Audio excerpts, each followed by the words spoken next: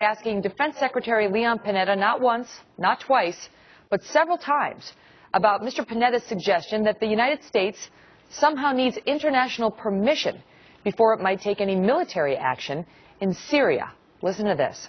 We spend our time worrying about the UN, the Arab League, NATO, and too little time, in my opinion, worrying about the elected representatives of the United States. As you go forward, will you consult with the United States Congress, and do you think that you can act without Congress and initiate a no-fly zone in Syria without congressional approval? You know, again, our goal would be to seek international permission, and we would come to the Congress and inform you and determine how best to approach this, whether or not we would want to get permission from the Congress. I'm really baffled by the idea that somehow an international assembly provides a legal basis for the United States military to be deployed in combat. I don't believe it's close to being correct.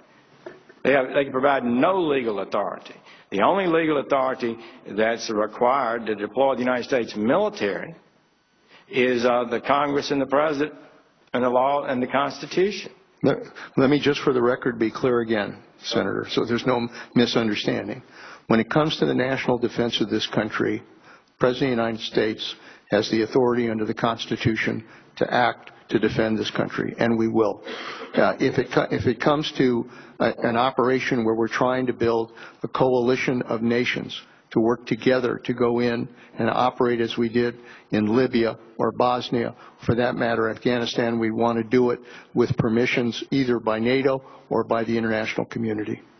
Well, I'm troubled by that. I think that it does weaken the ability of the United States to lead. If we believe something ought to be done, I'd be thinking we would be going more aggressively to NATO and other allies, seeking every ally that we can get. But I do think ultimately you need a legal authority from the United States of America, not from any other extraterritorial that might assemble. Well, that exchange left the Pentagon scrambling to clarify the Secretary's remarks. Fox News contributor Lieutenant General Tom McInerney is the former Vice Chief of Staff for the U.S. Air Force. Former Clinton campaign advisor Simon Rosenberg is director of the New Democrat Network. And Sirius XM radio host David Webb is the co-founder of Tea Party 365. So we've assembled all these gentlemen to help us sort of break down what did and did not happen there. Let me start with you, Simon, as a Democrat and a defender of the administration and somebody, you know, who assisted President Clinton back in the day when Panetta worked there. What was he trying to say? Because that word permission is what got him in trouble. I think what he was trying to say is that there are times when it's better to act in a coalition. I think he clarified it in the actual tape that you just showed, Megan, is that what we did in Libya worked. We worked in an international coalition. Gaddafi's not there right now. There's a peaceful transition going on in Libya.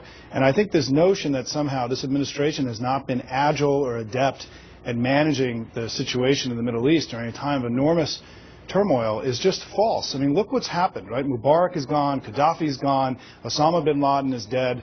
We've seen peaceful transitions without an incredible expenditure of money and troops and American lives in the region, and things are getting better over there. We've now got two important jobs to do, which is deal with Syria and Iran. And I think what Panetta was saying is we've got to do this in an international setting with a coalition, and he made it clear we don't need permission. I mean, I think he clarified this, right? We don't need permission. I don't think he did make it clear. American act alone. They clarified it afterwards. But Simon, he didn't make it clear, because if he made it clear, then you wouldn't have the Defense Department they scrambling clarified to it clarify afterwards. It later. Right. And they clarified it afterwards. But the question is, let me go to you, General McInerney, is whether Mr. Panetta was revealing something about the administration's true philosophy, that we are not going to act in places like Syria or Iran before we get a permission slip from international allies. Well, the fact is we did not get the permission from the Congress on Libya, and that is a violation of the Constitution. Simon's got a lot of good points, but they are not relevant to the Constitution.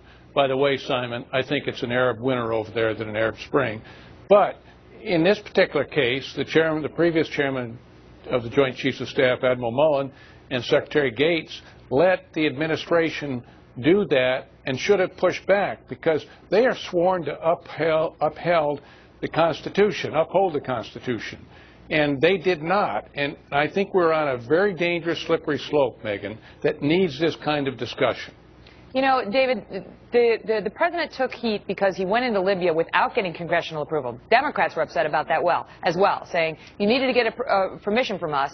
And the administration kept touting the fact that they had international approval. Are they setting themselves up for a similar political, controversy here in Syria, talking about the need for international permission, and then we'll go talk to the Congress about it? You know, Megan, it goes to the basic, if you will, doctrine of this administration. They take a worldview. They don't look at the Constitution. General McInerney is absolutely right. The Constitution guides quite clearly in Article 1, Section 8. And even if you'd have the argument about the War Powers Resolution, it refers back to the Constitution, the President's responsibilities, Congress's responsibilities, and why it's tied to the funding of any action. This president believes in this global philosophy, and by the way, there is no peaceful transition in Libya, only those willing to suspend reality. Look at what's happened over there. In Syria, we have a much more dangerous situation, so there's no equivalence. We have a well-armed, great air systems, a very, very mobile situation there when it comes to their military, and the fact that they have chemical weapons. We have a very dangerous situation, and it goes back to what is our national interest there. Right. Why would we act? But Simon, do you think that Mr. Panetta was trying to go for what we need is an international mandate? It's not permission. We need a mandate. We need the support of other countries, so we don't have a go-it-alone strategy in the Muslim world where that's going to create blowback on Americans worldwide.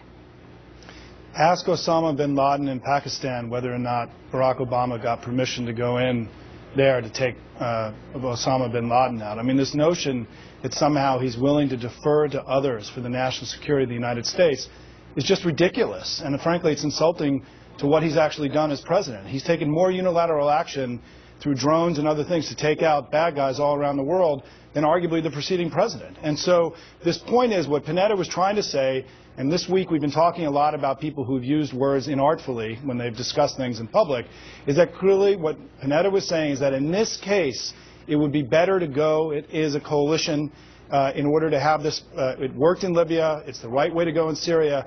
And the thing I just want to say is that what's amazing to me to listen to the debate on television today is this assumption that what we did in Iraq and Afghanistan, where we led with the military without a strong plan for what happened after we went in there, were two of the greatest blunders in the history of the United States. When we're looking at Syria and at Iran today, we should just be cautious and careful. We should be cautious and careful to make sure that what we're doing, Megan, is measured and smart the way the president's been acting over the last several years.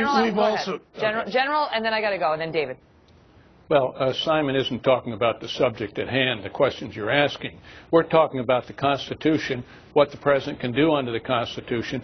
Going to international organs does not mean you bypass the Constitution. That's all we're talking about.